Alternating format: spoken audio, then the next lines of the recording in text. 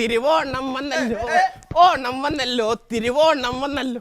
മാവേലി വന്നേ, മാവേലി പോണേ, വന്നേ വന്നേ വന്നേ. ഓണമായോ?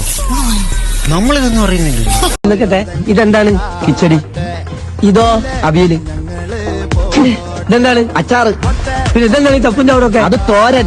അത് തോരനല്ല, ചീരത്തോരൻ. ആ അല്ല, ഇതെന്താണ്?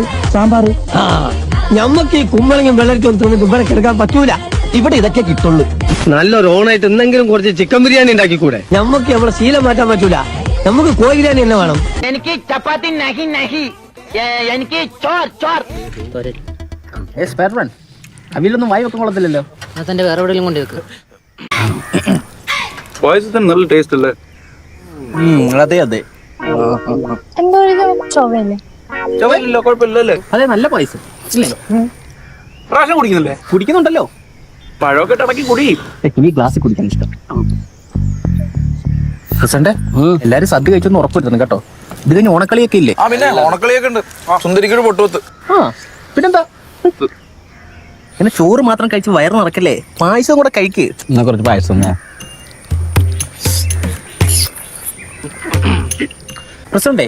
അതെന്ത് പഴവാ? ആലിപ്പഴവാ? ആണോ?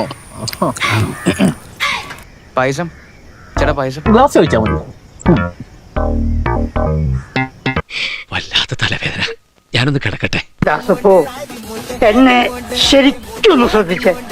എന്റെ പെരുമാറ്റത്തില് എന്തെങ്കിലും പന്തികളുണ്ടോന്ന് ഒന്നും നോക്കിച്ചേ. മല്ലയാ, ഞാൻ പോകണേ.